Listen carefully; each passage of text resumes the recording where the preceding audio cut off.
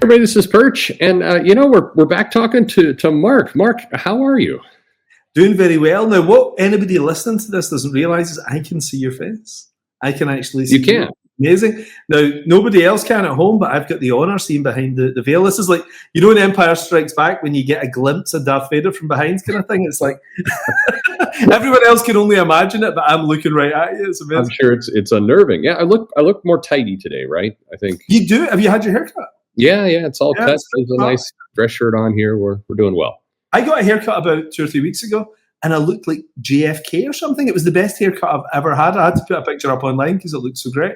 And I looked presidential. And then about a day later, I just looked back to normal. Yeah. It doesn't last. Yeah. I mean, I will be shaggy within. By the time the weekend is over, we'll be back to normal. But I think it's when you go to bed. When you go to bed, you wake up and your hair's crazy again. And you get the bed's head and everything. But until you go to bed, your hair's amazing. When you've just come out of the barber. The trick is don't sleep. That's stand up. Yeah. Well, this is the best start we've ever had to an interview. But Mark, I'm really glad to have you back. We want to talk about the new project you have, and I think by the time you're listening to this, if you're hearing it right now, you've only got a couple days left. So urgency is going to be really critical as we get into this. But would love to chat with you about some other things and about the business. But first, tell me about this project that you have. Well, like you say, by the time this comes out, I think there'll be about 4 days left or something, which I love. Everybody said to me the first week and the last week are the most exciting of a Kickstarter campaign. And I've really loved this, actually, because I've kind of done the same thing for kind of most of my career, which is I write the comic comes out, it gets printed in the same way, sold in the same stores and everything. And trying something a little different. It's a little bit scary, because you have your pre-established market, people order a certain number of your books, it's nice and safe. But there is something a bit weird with the direct-to-consumer thing, but I kind of loved it, actually. I just thought if Stan Lee was around, in 50 years younger, he'd have been all over Kickstarter. He'd have been doing the most amazing campaigns you've ever seen in your life. So I thought, I'll give it a try, see what happens, and it seems to have gone very well. We're really happy. It's growing well. The results are good. Of course, we talked to Johnny a couple weeks ago, which was amazing. But I definitely do want to talk to you about distribution, because I think the last time we chatted, and one of the things this business is facing right now is that there just aren't the place where you can get comics is shrinking over time. And so this. I don't know if I agree with that. Oh, please, give me the counterpoint. I'll tell you why. Like when I was a kid. Like a little kid, you could only get comics. You could get comics in grocery stores, but there was only 25 DC titles and 20 Marvel titles or something, and there's very few comics you could lay your hands on, really, whereas now we've almost got too many comics. We've got about 700 a month coming out from all these different publishers you've maybe never even heard of, But that's an amazing opportunity in itself, if you're a new creator, that's brilliant. But when I was a kid, like I say, there was that. Then that disappeared when I was about 9 or 10. And then there was comic stores. And that was it, So the idea that I've got 3 bookshops near my house that I can walk to within 5 minutes of my house, and I can pick up comics in those bookshops. I can pick up trades, hundreds of trades, any trade I want, I can order. And then I can go around the corner and there's the comic store and everything. And then if I want to order on Amazon, I never do. But if I order on Amazon, it'll be there next day. I think we're in a golden age of distribution, but we just don't realize it. Shifted. That's an interesting perspective. I think maybe it's an and/or kind of situation, and we want to get back to your book, but I think you identified a couple different channels. The thing that I think has been lost and we haven't necessarily replicated is the advantage to the grocery stores and the gas stations and places like that was it was catching casual people who didn't necessarily think to go into the comic shop at that point. He was catching them. And, those kind of got replaced with, you have the bigger box stores, the Walmarts and Targets in the US, the places like that in around the world, but they're not carrying comics in the same way. So you don't have that understanding to start. But once you're in the system, I mean, to your point, Amazon is convenient, of course, for part of the model. The distribution has changed, I guess, is the point. And now Kickstarter is another way to do this, and you're playing with that. And this has been your first, right? Yeah. and more or less you're happy with it. By the way, I completely agree with you. I think Stan Lee absolutely would have loved this. He would have ruled it. His campaign would have made 20 million already. You know? We would have the promos. I can hear. Well, AI will give us that. Somebody can make that on up. But tell us about your specific campaign. So this one that we have a couple more days off. So we did talk to Johnny, but if people didn't hear the interview, what are they in for? Well, I don't want to say it's a rip-off of the Punisher, right? But I do love those Punisher-type characters, you know, because there's something just so appealing. I don't know, maybe it's just me, but like I love that stuff growing up. And John Romita's Punisher Warzone with Chuck Dixon, I love the comic. That was my favorite Marvel comic, I'd say, of the early 90s. I really liked it. So I've always liked those kind of characters that, you know, they're kind of a badass. They've got a gun. They go out at night and they shoot bad guys and solve problems easily. But I couldn't just do a rip-off. You know, I couldn't just do a Death Wish type thing. I had to have its own little twist. So the thing that I added to this was the idea of, what if you were a blue-collar guy? You're just a regular guy that drives a truck. Nice person, you know, normal life. But you get a little whisper in your ear, like every once in a while, that tells you that somebody's going to kill somebody the next day, and they give you the name and address of the murderer. And if you don't kill them, they kill an innocent person. So to me, that seemed a really interesting starting point for a vigilante comic, you know? So it's like, imagine you see something terrible is going to happen and you can stop it. You know, do you pick up a baseball bat? Do you pick up a knife? Do you pick up a gun and go and stop it? So I was thinking, what motivates you to essentially become the Punisher? And that's what this guy does, is he ignores it at first. The bodies start piling up, and then he just thinks, am I going crazy? I'm hearing voices in my head. But then he sees a crime so terrible, a little little boy about to be murdered. And he's like, I can't stand by. So he picks up his baseball bat, puts on his sunglasses and a little beanie, and heads round to the guy's house the night before he does the crime. And that's the beginning of the story, and it goes crazy from there. That's our starting point. Yeah. So Minority Report meets the Punisher, everybody's saying, you know. But it's really fun, and you can imagine John Romita drawn this as well. I mean, this is like your favorite 1993 comic, you know. Yeah, no, I like the approach, because you're putting the hero in this case into an impossible situation, because either they do nothing and they're guilty by association. Basically, they had the ability to stop it, they didn't, and so the guilt that weighs on you.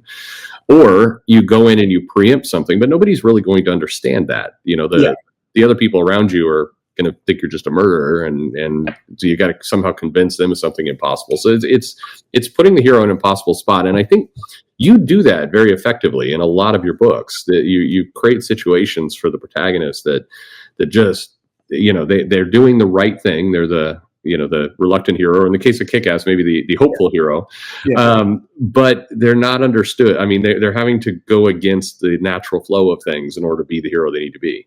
I guess that is a theme in my things. An ordinary person plunged into a comic book type situation. You know, it's like Dave Lazuski in Kick-Ass is basically dressing up as Peter Parker, Spider-Man, and going out at night with no powers.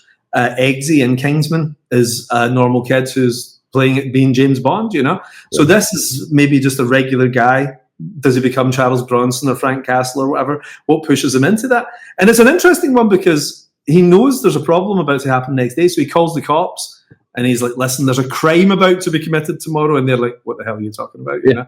And then when the crime does get committed, he becomes a suspect, you know? Sure. So he has to shut the hell up and just go and deal with this himself. And what would you do in that situation? I mean, because that was my ethical dilemma. I love a good ethical dilemma. What would you do if you saw that somebody was going to be murdered tomorrow and the name and address was given to you of the murderer? Well, and that makes some of the best comics, right? Because it's asking that question. And really that's a crux. If you go all the way back to the great power, great responsibility quote, 60 years ago now, that is you've been given something, you've been given a charge. Yeah. The true nature of heroism is what you do with that charge. And so I'm look, when you talk to Johnny, I'm super excited to see the book. I love the premise. I think I'll send you a little preview. Do you want a PDF? I'll send you one over, because just lettering the first one. I'll fire it over to you later. Yeah. Well, now I get to make fun of all the people listening to this. No, I mean, definitely. And I've ordered your book as well. But I think I love the idea. There is a Punisher aspect to it, but it really is not the Punisher. I mean, the Punisher, very, very different kind of way that you get there. Yeah. What's it like? Yeah, this is probably the most question you get from everyone all the time. But what's it like working with Johnny again? You've been collaborators on a ton of things. Well, I'll give you a tiny bit of history. When I was 8 years old, fact, no, when I was 7 years old. It was the Spider-Man annual 1978, right? And in the way the UK used to get annuals in every single department store, you know, they're not like American annuals, they're hardbacks. Yeah. They were kind of a bedtime read for children, you know. Beautiful. And I got the Spider-Man annual 1978, and I got that when I was 7. Johnny drew the cover on it. Johnny did the cover. So he was working at Marvel when I was 7. And I'm a middle-aged man, you know, so I love to bring this up with Johnny. I love to say, you know, so it's like he drew one of my. He loves it, yeah. So, you know, Johnny's a guy, I remember seeing his signature, and I didn't realize Johnny Senior and Junior were two different people at this point, so I thought it was the same guy, you know. And as I hit about 8 or 9, I started to become aware of credits in comics, you know. So Johnny's a guy that goes all the way back to the beginning of me reading comics, really, you know, and his dad. So to me, the Romitas are like the Kennedys or something like that, you know. So they're royalty in the comic book scene. So getting to work with Johnny not once, not twice, but now 3 times is amazing. The first book we did together, Wolverine, Enemy of the State, we just, you know, sometimes you just click. It's a funny thing because I've worked with a couple of people who are brilliant artists, but they just don't click with my style, you know, like I've got quite a specific, it's very rare it happens, but it has happened a couple of times that somebody can be brilliant at what they do, but it's a bit like actors, you know, like 2 actors don't naturally have chemistry. And it's the same with comic book people as well. We can get on well personally, but I've got quite a beat by beat style to my scripts. Garth Ennis and Warren Ellis have a similar style where it's quite filmic, you know, the way we tend to do our scripts. It doesn't look like a traditional comic page from the 70s, which is a very different feel. Where I remember I used to give comics to people when I was a kid, and they would say, I don't know what panel to read next. They didn't know how to follow the flow, because in the 70s in particular, it was all swirly and kind of, you know, it was more artistic looking. Whereas we've got this quite filmic style. And that doesn't work for everybody. But Johnny and I, it was one of those weird things when the pages were coming back, what I had in my head, he improved upon. And that was amazing to see. I mean, that's what your dream is as a writer, that somebody's going to make the script better than you imagined it to be. And we just clicked, and we love working together. You know, so it's great. We did Kick-Ass as well, and now this is our 3rd thing. And going all the way back to Enemy of the State, I think, as I recall, it was 12 issues, I think. Yeah. 2 6-issue arcs. And that one, Marvel just put that into Wolverine. It was not like a #1 relaunch or anything. It just was part of the series. And I remember as both a retailer and a fan and a reader at the time being so excited that you had 2 pretty big names. I mean, both of you were at that point big names in the industry by the time this was coming on. And there was no gimmick. There was no, it was just, if you were reading this comic, you just got the kind of the treat of having some really great creators come onto it kind of right in the middle of the run. And that was one that kind of almost, I thought about this a lot. It's one of the last times I remember this really happening.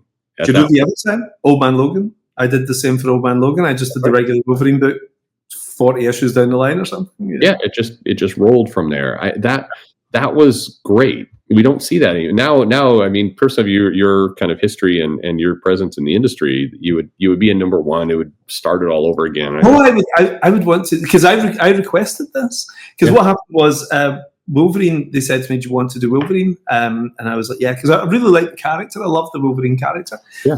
And they said, we're going to team you up with Johnny. Would you like, you know, you can have your own Marvel Knights kind of Wolverine thing. That was the original idea. Because remember, Marvel Knights used to be the slightly edgier version of the Marvel Universe stuff, you know? So they said, do you want to do Marvel Knights Wolverine? And I was like, you know what? And I'll tell you my big inspiration. I remember when I was a kid, I was kind of unaware of what was coming up in comics. I just accepted what the next issue was. Yes. And I remember Frank Miller, when I was a teenager, Frank Miller and Dave Mazzucchelli doing Batman Year One.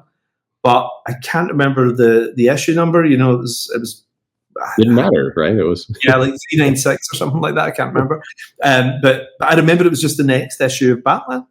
And I was like, oh my God, this is amazing, you know? And then it ended, and then there was just another storyline afterwards, you know? But it was just like this gift that had appeared in the middle of your regular Batman reading. And I think people are also a little funny about miniseries. Like, I've had so many readers say to me, I kind of don't count it as real continuity unless it's in the main book. You know, so I've had friends say to me, yeah, I don't count Spectacular Spider-Man. Amazing Spider-Man's the real one. They've said that to me in the past. And I get it as well, you know. So I was like, I want this to feel like canon. It's proper. This is the next issue of Wolverine, and then my run ends and somebody else takes over Wolverine, And they begged me with Old Man Logan. They said, nobody's going to notice if it's just in the middle of the run. We could make it an iconic series on its own. And I was like, guys, please trust me.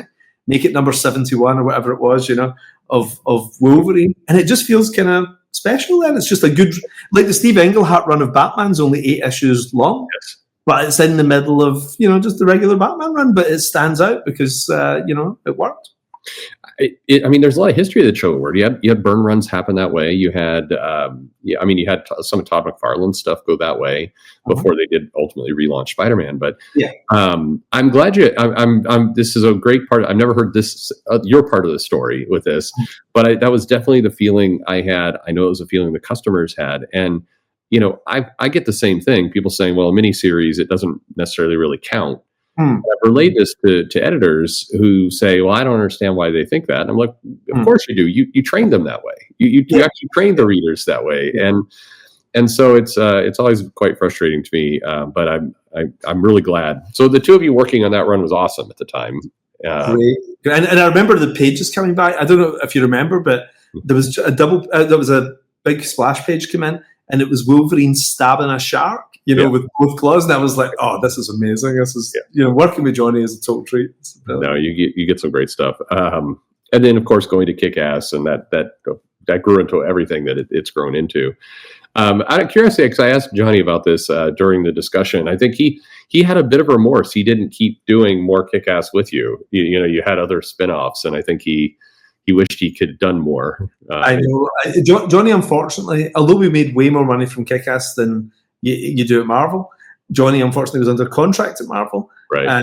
And he had to do a certain amount of work. So Kick-Ass was almost done in his spare time. So I think one year we only did 3 issues or something, So, but I've got a real thing that you don't stay on something for more than 4 or 5 years. I think even if it's a bunch of miniseries, I think the world moves on. It's just time to do something else. And I just felt, okay, that's done now, and never go back. I always think going back's kind of a sign of weakness, So I like the idea of just always moving forwards, And saying that is weird. Sometimes you do get ideas for something, And I don't have time to do anything for the big two really, but I had a great idea for a Wolverine story the other day, and I was like, damn it, Yeah. And I don't know when I'll ever get around to it, but if maybe Johnny comes in and does it, McNiven does it, or whatever. But I jotted down some notes, and I was like, this would be awesome. In Captain America, I get ideas for Captain America. I'll never have time to write these, but I jot it down just in case I ever do at some point. Because these characters are so great, the stories just come thick and fast. It's hard not to think of an idea for these things, isn't it? Would you ever do something where you became a consultant, for lack of a better word, with these companies, and you pass your ideas on and let somebody else take the baby and run with it? That's like being Jor-El, putting your baby in a rocket and firing it into space. I imagine you'd get some good results out of it, and you'd get some terrible results out of it. Yeah, exactly. Yeah. I'd be brokenhearted, And I think anybody any good isn't going to take anybody else's ideas as well. So you're going into D-list guys, if you're passing ideas on to them. Yeah, for sure. On the topic of the Punisher, offhand, because I think we talked about it a little bit. I was listening to our earlier discussion before we chatted today. Mm-hmm. On the Punisher, I'm just curious to get your take on this. We've seen the Punisher, and they've made him an angel of God. They've made him a Frankenstein monster. They've done kind of all these things. They've put him out in the Savage Land. Isn't a logical approach with the Punisher to do more of a James Bond type approach to the Punisher case? If you're going to do a twist, would that be an angle that you would think that character could deal with? I think you could do that, but I think it wouldn't be as good as the actual original concept. I think that what happens with every character, we saw it with Superman a lot and everything. You get Superman with a mullet. You have Superman with a blue and white costume with electric powers. There's all these things you try as a little stunt. His secret identity gets exposed, and the status quo suddenly feels very attractive again when it goes back to it. So you get a little sales bump out of doing something silly and outrageous, and then you get a big sales bump when you bring it back to normal. So the Punisher's been a bit like that, where when he's been a sort of a guy out there fighting supernatural entities and all that. It doesn't feel like the Punisher. It feels wrong. So then when Garth Ennis comes in and just gives you the basic Punisher, again, he's just a vigilante who hates criminals, then you love it. It feels so refreshing to see something that's just the way it's always been. And I think we're in one of those periods right now with comics that I think we're in a period of consolidation. Sure. It happens a lot. I remember it happened in the 90s. I remember Kurt Busiek and Alex Ross doing Marvels. And after seeing all the Marvel characters in armor and different people becoming Captain America and all this kind of stuff, just there was so many stunts in the early 1990s. To just see a classic Marvel story like Marvels with Kurt and Alex, it was amazing. And it was just, it's Spider-Man the way you want him, it's the X-Men the way you want them and everything. It was great. And I think we're in one of those periods right now where we want to see these guys done kind of straight again. Just like we don't want somebody else in the costume. We don't want any gimmicks. I think we just want to see a great Captain America story or a great Punisher story. Do you think, because people debate this all the time, but do you think that it's just natural, this is inevitable in comics, that we're going to go in that cyclical way, that we're going to have to deviate from the norm and then bring back to the norm? And then people will always ask, why not just stick to the norm? Does that just like, why are we taking these side quests off to do these other things? Is it impossible that we have to do those things, or is it avoidable? I think it's human nature because everything has a lifespan in the same way people have a lifespan, ideas have a lifespan. So I think about politics. Politics tends to move in 15-year historical cycles, broadly speaking, So you kind of get 2 terms and then a kind of, a little epilogue. So you get Ronald Reagan for 8 years and then you get George H.W. Bush for 4 years on the end. You get Margaret Thatcher for 10 years and then you get John Major, So there tends to be something works for a while and then it tails off and then the new thing comes in. You get Bill Clinton, and it tends to move in 10 to 15-year cycles in politics. And I think comics is the same. If it was the same all the time, people would lose interest. So even though I look at Superman with a mullet and at the time I'm like, this is insane, it did get interest. Like people were like, oh, that's good, Superman's got a new hairstyle, So then it was exciting when Superman came back to normal and had proper hair again. Readers love it. So Jim Shooter used to call it the illusion of change. Yes, yeah. And I think it's a pretty smart way to do business, probably.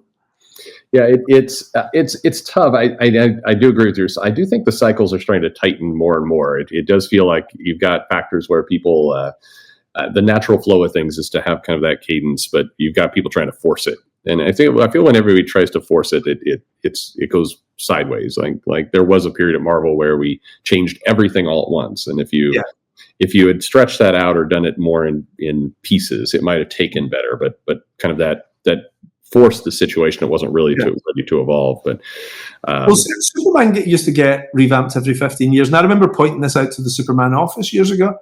And 1955, Superman was very different from what came before. Sure. Yeah. In 1970, total revamp, no kryptonite, Clark Kent's a TV reporter and everything, And then, roughly 15 years later, 1986, really, when John Byrne came in, totally different again. And then you've got Jeff Loeb and all that coming in around about the year 2000, totally different vibe for Superman again. And I remember saying this to the Superman editors, and I said, have you noticed it tends to have approximately 15-year cycle?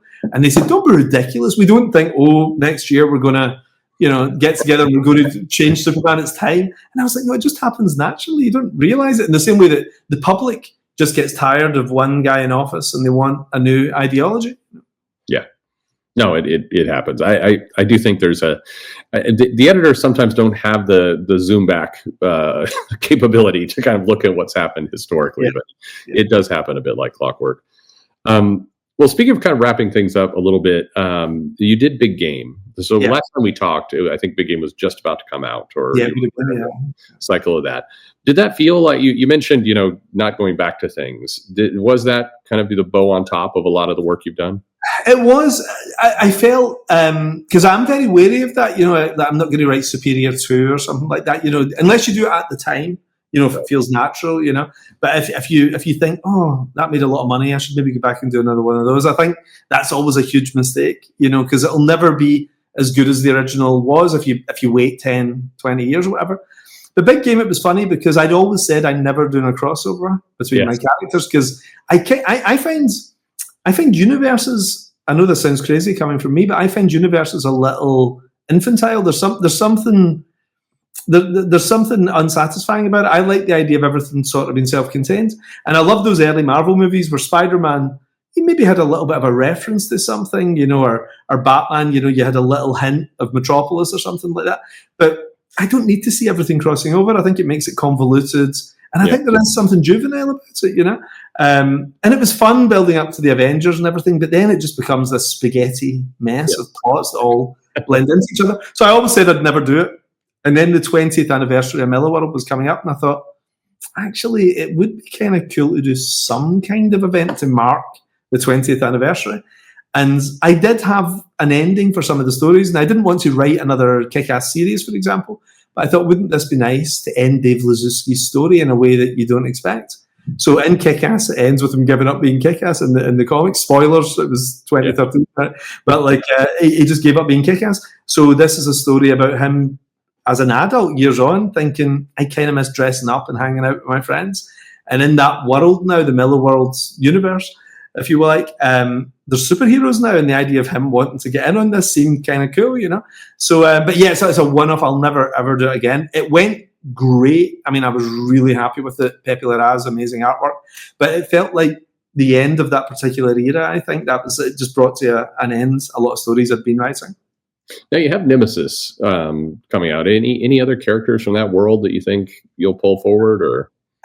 Yeah, I'm going to do another crossover series. Nothing like that, but I'm going to do a sci-fi crossover thing with the sci-fi characters because they weren't really in this, And I thought I kind of liked the idea of pulling them together into one thing, and just wrapping that up the way that I wrapped up those characters in Big Game. Because I wanted to just do some new stuff, I don't want to just do the third and fourth books in a series for everything. Because it's exciting. Like, one of the nice things about doing Vatican City recently was just doing something completely fresh. So yeah, I think tying up those things, and you'll never see them again. That'll be it. The only way you'll see them is when they do a Netflix show or a Netflix movie or whatever. Very good. And Psychic Sam is this book set in the No, totally different company actually. So it's nothing to do with Netflix or anything. I think I might have said to you. I mean, from a character continuity wise, is it? No, just the real world. The same way The Godfather has absolutely nothing to do with Coppola's The Conversation. You know what I mean? Which has nothing to do with Apocalypse Now. It's just a piece of work, So anything I do going forward will just be its own thing.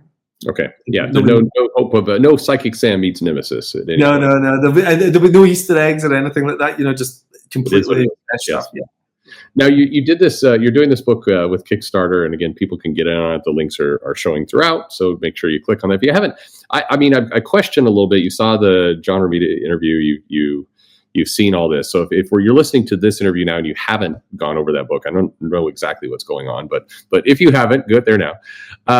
This Psychic Sam book, I think you mentioned it's the first of 3. Is that the intention? Yes, it's going to be 3 volumes, and I've written them all because I took 12 weeks out at the end of last year from my regular work and did 3 volumes, and Johnny's just starting the 2nd volume now. Klaus Janson is inking, by the way, and Bill Crabtree colouring. It looks spectacular. So there's going to be 3 volumes, but I'm also doing a thing, if people want to check the tiers. This is so self-indulgent, right? I think you're at an age. How old are you again? I'm unfortunately I'm the other side of 50. So right. So you'll know what I'm talking about. Yeah. But this is something that people at 20 will be like, "What the hell is this?" Right? But when I was a kid, there used to be Marvel and Warren magazines for sale in newsstands, right? Where you had a painted cover and it was magazine size, and the cover was always awesome. It was like a Frazetta cover or something, And then inside you'd black and white on newsprint, and I was like, I want that. I want some of my comics to look like that. And there's something about Psychic Sam that feels like that early 70s Marvel kind of thing, just that, that slightly skeezy period when they were doing Ghost Rider and Werewolf by Night and everything. And Marvel just felt a little naughty. It just, it felt a bit, the sort of thing your mum didn't want you to read, Yeah. And Psychic Sam has that feeling. So I kind of like the idea of doing a Marvel magazine-sized edition of it. So Dave Dorman, who's the greatest cover artist, that he does those amazing painted Star Wars covers and everything. He did a great cover. And then there's whatever it is, 56 pages or something inside of black and white art. And it looks awesome. It looks so good. And luckily other people are buying this tier, but if I had just to do that for me, I would have done it anyway. And I'm going to do it for those 3 issues. I'm going to do it and have a little set of them. And I want to, this is going to sound super geeky, right? But I'm going to, in my personal collection, I'm going to have it beside the Vampirella magazines, beside the Dracula Lives, Planet of the Apes mags and all that. I'm just going to have it in the house there. Oh, excellent. I looking at the tiers, you've got some very distinct things there. And by that, I mean, just distinct ways of seeing the story. A lot of tiers will do, stickers or plush toys or whatever. They're auxiliary things, which are fine as well. But in this case, what you've got is a lot of things that actually give you a different reading experience depending on what you're ordering there, which is powerful. You put these 3 books out, or these 3 volumes out. Are you then going to circle back and do the all-in-one giant phone book type approach? Or we'll probably do some kind of collection because we're doing the movie at the same time now. So when I say at the same time as it's been drawn, I mean I wrote it, like I say, last year, but I've teamed up with. You'll be familiar with Guy Ritchie's work, like The Gentleman, Wrath of Man, Mobland, most recently, and the guy who's Guy's producer is a guy called Ivan Atkinson, who's this giant, dangerous cage fighter guy who also happens to be a creative genius and everything, So he looks like a guy James Bond would fight, but he's also a brilliant writer and a great producer. So he and Guy have been working together for years. And he and I are friends, and we talked about doing something together. And he heard about Psychic Sam, and he said, this is exactly the kind of thing I want to be doing. This is great. And I was like, cool, So we just did a deal on a handshake, We met for lunch and did the deal.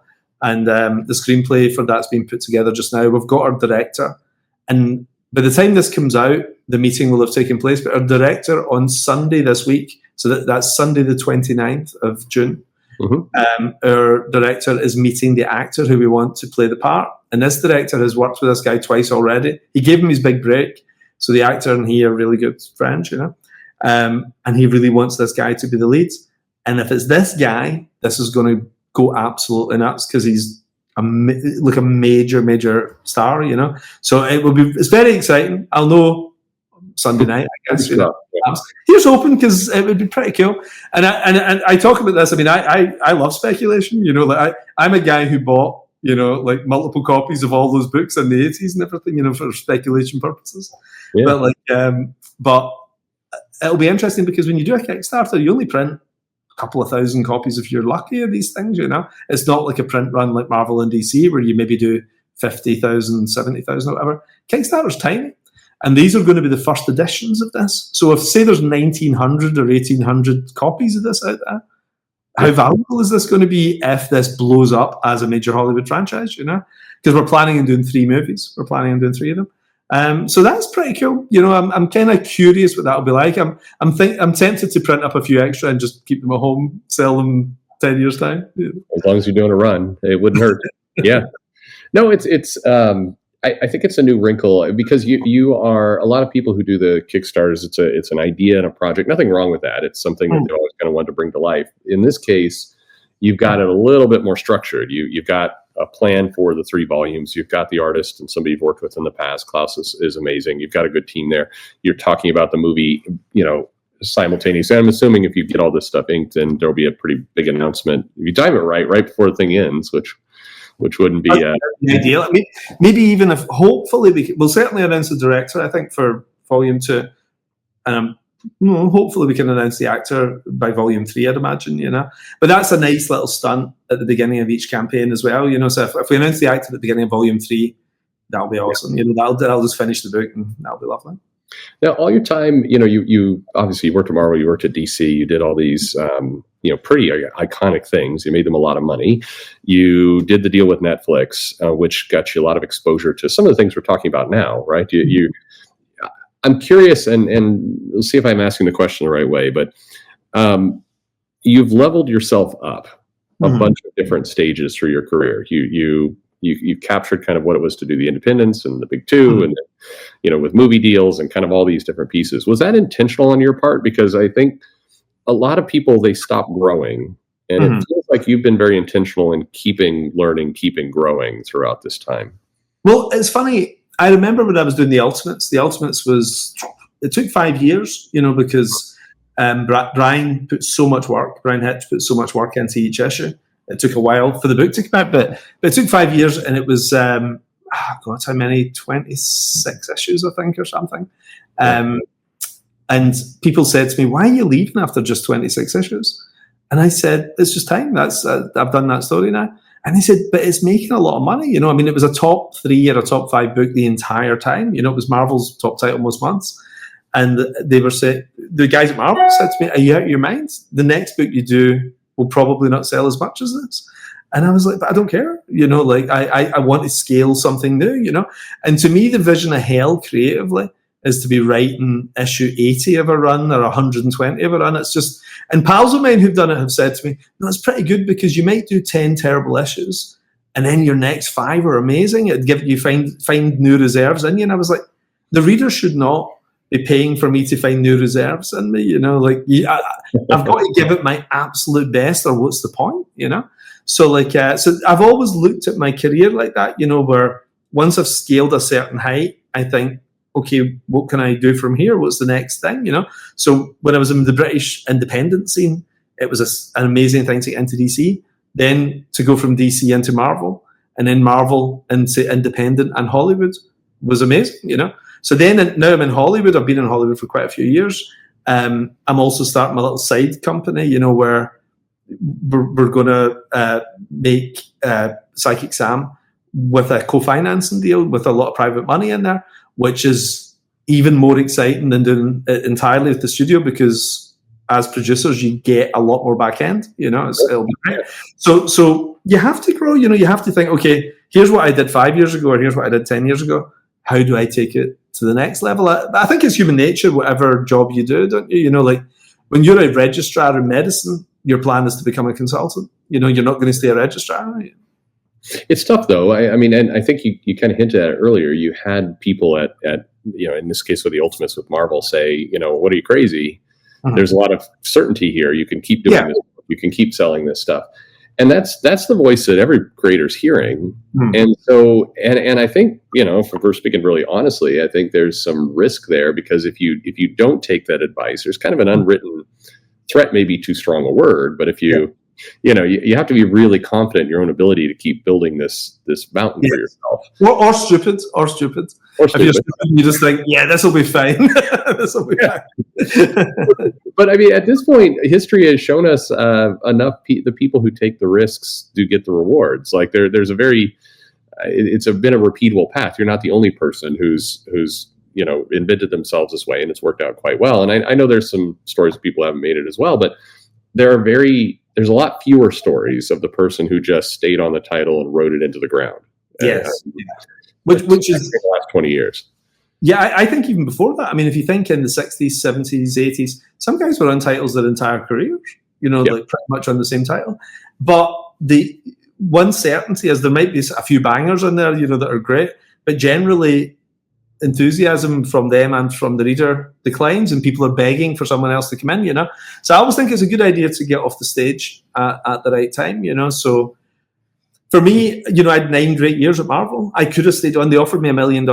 They said, "We will send you $1 million check right now to stick around at Marvel." And I was like, "No, I'm going." It was just the time to leave and go and do something else. And thank God I did, because I did Miller World and everything. Yeah. But you can never chase the money. It's actually, when I talk about being ambitious, I think you've got to be creatively ambitious. Yeah. So. Like when I did Wanted, for example, I did it for so much less money compared to what I was getting on the Ultimate X-Men and the Ultimates, because it's an independent book, but it paid off, 1,000-fold. Because it worked out for you, yeah. Great. But I didn't do that to think, I'll get a movie deal. I just thought creatively, I want to try this. I'm going to go and do something a little different. And that's my advice to all creative people is to just listen to your gut, if you think I'll take the safe route, you're dead. Somebody said to me when I was at DC, it was funny, there was an editor who was kind of dickish actually, and he said to me, "Why can't you just be a quiet, loyal soldier and just get on with it, right?" And I said, the loyal soldiers are the first to get shot. I said, I want to be the guy who saves the day. You know? What a mid-level management thing to say. I just, why can't you just do what we want and not ever complain? That would be wonderful. Well, those companies will have a great future with robots and AI. So, Yes. until the AI starts figuring out how to not get itself. Yeah. Speaking of kind of the industry and everything else, you've done, and your podcast is great, by the way. You get a lot of really good interviews, good discussions. Different stuff comes out. You've dabbled in, talking to retailers and kind of getting that perspective out. From your vantage point, you're looking at the industry at the moment. What do you think the industry is doing wrong the most? I think it's doing less wrong. I genuinely do. It's funny because for so long, we've all been berating the industry. We've all been saying, my God, I can't believe they're making these terrible moves. And, we all talk privately as well, Sure. And we're all like, holy cow, can you believe these terrible decisions, And everybody's been saying it for, I'd say, about 7 years, 7-8 years. Our private messages are dynamite, where we can't believe what we're seeing. They are, yeah, they absolutely are. But what I have seen is an awakening, and it just happens. It's like we said, there's the end of one cycle and there's the beginning of the next cycle.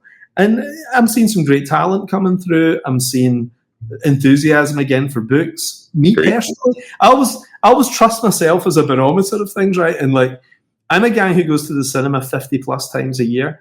And I was down to maybe 15 times a year. I went to the theatre last year more than I went to the cinema, which is insane, right? Mm-hmm. But now I went to see F1. My wife and I went to see F1 this morning. Last week I saw 20 Years Later. The week before that I saw How to Train Your Dragon. I'm at the cinema every week. I'm going to see Jurassic World next week. I'm going to see Superman the following week. So I think we're in the beginning of a new creative renaissance again. Everybody's like, let's stop making terrible things and actually do good stuff again. And I feel DC is the biggest shock because DC was the worst. The stuff DC was doing for a few years was embarrassing. It was an all-time creative low. But I don't know if somebody came in with a stick and rattled it across everybody's desk and said, you guys are getting fired in 12 months' time unless we see some improvement. Because DC have done everything right in the last 12 months. I love what they're doing. The absolute line is fantastic. They're fixing their DCU core books, really well. Coming up with great initiatives like getting into the supermarkets with these magazine-sized things that people have been telling me about.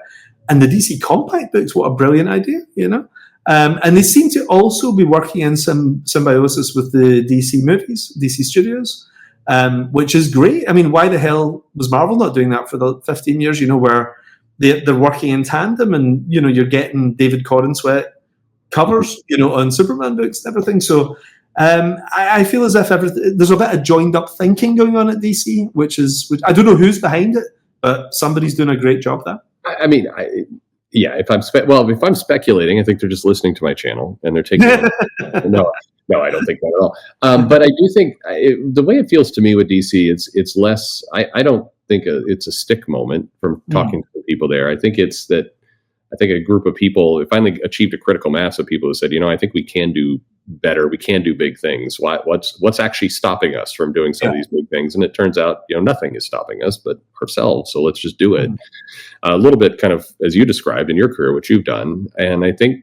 I do think it's paying off. I do agree with you, by the way. I think the things have improved quite a bit. I have the same barometer you do of how many comics I'm reading per week or how many movies I'm watching. And I do think we've seen a lot of improvements. I do believe Marvel is stuck in a how are we integrating with Disney and that not going very well. And just it's hard. That is hard. That's a weird world. I remember I was at my final months at Marvel. Disney took over in 2009. And I remember the email from all the guys saying, hey, great news, Disney have taken over. But it felt a bit like a hostage sort of saying, I'm doing great, everything's fantastic here, And I just, it's never great, when they lose autonomy, I think. Bill and Joe, right about the year 2000, end of 2000, they took over Marvel, Bill Jamis and Joe Quesada. Yeah. And they were given an absolute license to kill. They could do anything they wanted. And that was so exciting. Every day they came up with some crazy scheme. It was amazing. It was brilliant. And it was exciting. Every day you'd log on to CBR or Newsarama and you'd be like, what the hell is it going to be today? And DC were just knocked for a loop for a couple of years, but then DC kind of felt they rose to the occasion and they started doing stuff that was a bit more commercial too. So the industry became in a very healthy state from it. And I think actually it's probably happening at DC now. The DC's kind of lifting all ships in their tide. And I think Marvel will respond in kind. From what I hear, I'm friends with a lot of the Marvel guys. I worked there for a long time, and a lot of those guys are still there. But the guys, I think, have a lot more creative freedom in the last 6 to 12 months, like in terms of editorial, that I don't think Disney's breathing down their neck in the same way that they were before. And I think they're getting a little more autonomy, and I think that can only be a good thing. Only trouble is DC have hoovered up a lot of the talent. Yeah. There's not a lot of big names left to take, and a lot of these guys are on exclusives. So I don't know, but that could be a great time for new people to come in too. Opportunities and everything. One thing we are missing. You want the 29, 30-year-old guy coming in and shaking it up. That was Alan Moore in the 80s. That was me in the 2000s, and Bendis and everybody, and Garth Ennis. So a nice new wave of people coming through. Dennis Camp has been fantastic. I'm really impressed with Dennis. He's a friend of mine. And I was talking about this in another podcast, but who can believe Martian Manhunter becomes a top 5 or a top 10 book? It's insane, So some new people coming in, could really freshen things up. I think it's good. I actually think we were stagnant for a decent amount of time, and the people coming in were. It was kind of illusionary new. We had some people coming in new, but they were still very circular around the industry, and so we're actually getting some different talent now. And also, I got the vibe it was people who didn't like comics who were writing them. People. There was a lot of fake nerdery going on, and when something is fashionable and is making dough and it's kind of got the world's attention, it attracts in some phonies. And I think some phonies come in, that weren't really into it, and they're starting to drift off again now. It's not really working. So I think some proper nerds coming in is what we need. We do. We need the proper nerds again. I agree. Yeah. Well, I'll press you on it one more time. So I by the way, I agree with you. I think that things are improved. So if in the spirit of continuing that improvement, what's one thing that if you could snap your fingers right now and shift to kind of keep this thing moving along? What's one thing you think is still in need of a bit of change? I definitely think Marvel, and I hate to say that because I am personal friends with the guys. I really like them, and I know their hands have been tied a little bit. For sure. I'd like to see Marvel explode, in a good way. I'd like to see Marvel blow up. And I think they're in a pretty good position to do so, because think about this, like when I was a kid, I was the only person who knew Tony Stark was Iron Man, really, in my neighborhood. Yeah. Now, everybody knows Tony Stark is Iron Man. And I do wonder, are people, as there's less movies, remember there used to be 20 Marvel movies coming up? Now there's 2, look ahead. So as less movies are getting made and less TV shows, I wonder if people will be like, I really miss Guardians of the Galaxy. I'll pick up a Guardians comic, maybe, now that there's brand recognition like that. So I'd love to see Marvel explode. This is crazy because I was so against it at first, but I'd love to see digital done properly as well, because it just didn't work here at all. It just didn't work. And in Japan, it's exploded, and comic sales in Japan have obviously been consistently brilliant, but it's been driven a lot by the digital side of things as well, So I'd love to see digital, somebody really cracking digital and thinking outside the box, because nobody wants to pay $5 for a PDF, essentially. So there has to be, somebody has to come up, whether it's a Netflix style deal or something where you get all of Marvel's books for $10 a month or something like that, whatever. There has to be somebody's going to crack the code and do digital properly as well. But I'm a great believer in, distribution is important, right? But distribution only matters if the product is good. Oh, for sure. Yeah. So people keep saying we need to get comics back in grocery stores and all that. Nobody would buy that. Nobody would buy half of the books that's been out the last 5 years. If that was in a grocery store, nobody would be touching it. And there's too many of them as well. Yeah. You made a point really well earlier. Look, I definitely think we have a distribution problem, and I think it needs to go someplace. But you also can't go back in time at the same time. People don't, the reason why the grocery stores worked is because kids went to the grocery stores by themselves on their bike, or mom would be out shopping and just leave the kid in the comic area for 10 minutes. That doesn't happen now. You don't just let your kids run unaccompanied. So you put comics in a grocery store in that same way, none of this is going to work. So you have to come up with something different. But I do think there's something interesting with these DC Compact comics, because we don't hear enough about this, right? But see, when I talk to retailer friends, and I've got a lot of friends who are retailers, they all say to me they cannot keep these in stock. Yeah. Like, they keep selling out. And I think the problem with trades sometimes is everything just becomes a trade. You know, they just make everything a trade. But if they curate it and just do Batman Year One, John Byrne's Superman, that kind of thing, you know, as compact comics, and put them in grocery stores at $9.99, which is like, good my price. children can get $10 out of me. My children can get $10. They can't get $15 out of me, but they'll kind of get $10 if we're out. So if you can keep it at that price, and some kid comes home with Batman Year One, you know, from the grocery store, amazing, you know. So I think the grocery store could go that way as opposed to the monthly book, where it's just slightly older books that have been curated for a mainstream audience. Yeah, you already know those books work, and you know how to market to that audience for sure. And I think that's a similar approach you can use for airports and places like that as well, where you need that kind of, you know, a spinner rack in an airport will not make much sense. What you're talking about will. Yeah. Psychic Sam, all three bundled together would work well in an airport. I come back to the show. We gotta. But I do think I take your point on digital. And I mean, look, probably the least liked videos I've done in that category, the ones that get downvoted, what people hate, is when I say you've got to have a digital strategy. And we may hate that, and who doesn't love just holding a comic and reading it? We're all product of history. But you know, the people who are half our age or younger have grown up in a very different model. And if you want to reach them, you got to go where they are. But I also think, I see it like being a drug dealer. You know, you can't just sell crack. Like, you've got to sell. This is maybe a terrible analogy if I'm giving a talk in school. You can't. You've got to have some stuff that's not going to kill you. You know, do some marijuana and things like that. You know, that's where the money, you're getting your money from, the big broad base like this. And I see it a bit like that, you know, where there's different tiers of fan, you know. So there's people like me who are obsessives. I mean, if I look on my shelves, I've got like multiple editions of my favorite comic in a million different formats and everything, right? But then there's guys who maybe just buy the monthlies, you know. So like, I think you've got to think, okay, here's how I get the casual readers. Here's how I get the 50-year-old men who love this stuff. Here's how I appeal to schools or whatever, you know. I think the joined up thinking, I think, applies to all the different ways we can sell comics now. Like I said, there's Amazon, there's comic stores. Digital's the one thing I think that is missing, though. I think that needs to be fixed. And that will reach so many people who will become obsessives. A certain percentage of them will become obsessives, and then they'll come into the comic store and they'll pick up hard copies, I think.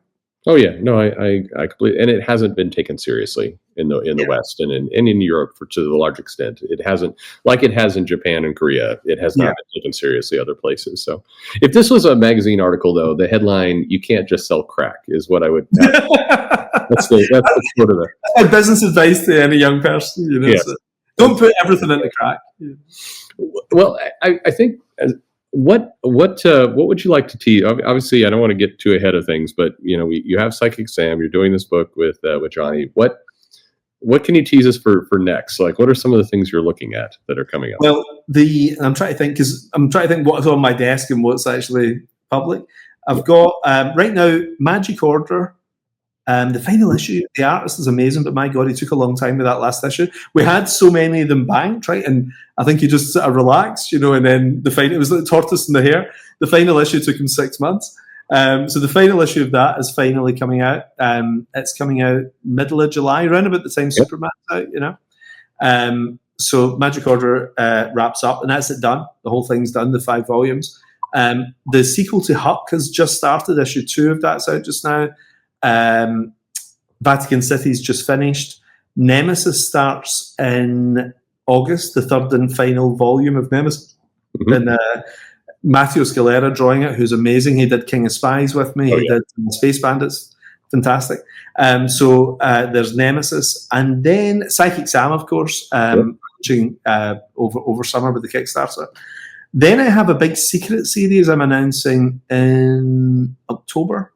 Okay. It's going to be announced in October, and it's been drawn for the last year. The guy who's drawing it he's not slow, but he's detailed, and I wanted to just bank 100 pages plus before we start releasing it, you know.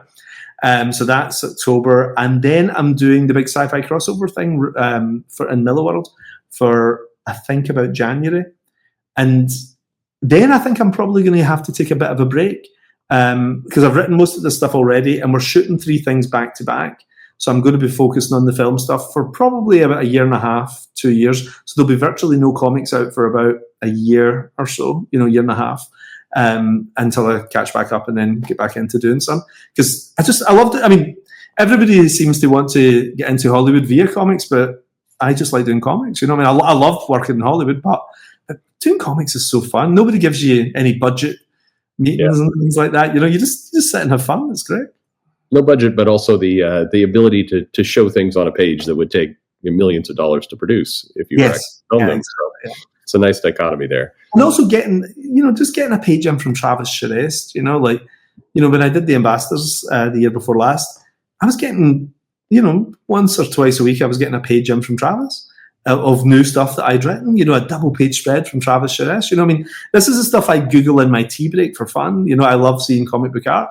And getting new art out of these guys drawn one of my things, it's like, if you're a comic fan, you can't beat it. You only understand it if you're a comic fan, but working with these guys is such a treat, Oh, I totally, you can see behind me. I totally understand. Yeah. Well, that's really awesome. I think the book itself looks incredible. I really like the pitch. I do, as I mentioned earlier, I love the idea of the hero who's got to struggle with some dilemmas there about how to actually be a hero. And kind of the heroism and the torture that goes along with it. And I want people to pick it up. So again, there's been links throughout this video. Make sure that you're clicking on those and going there and getting involved in this campaign. And do check out the tiers, because you'll see some different ways of reading that might appeal to you depending on what kind of fan you are. And that's pretty exciting. Well, the artist edition in particular, I mean, that's everybody said to me they're buying that one. And I was like, hang on, that's the one with no words in it. That's the one that's literally just the artwork. And they were like, yeah. We're just going to skip your story and go straight to the art, But so Johnny and Klaus drawing that is going to be amazing, and it's in black and white, which is great to see as well. To just see their pencils and inks. I'm excited by the stickers. It sounds crazy, but to me, like when I was a kid, I remember getting Marvel stickers and Star Wars stickers and things, and I kind of can't believe there's Psychic Sam stickers, and there's stickers of him strangling guys and things like that. So there's trading cards as well, which is the same, like him taking an axe to someone's head and all that kind of stuff. Perfect for back to school. You just slap that right. This is the stuff I liked when I was in school. This is the stuff I liked. It will be good. Well, listen, go check out the series. Mark, I mean, any kind of last things for the audience that you want to throw out there? But it's been an amazing conversation.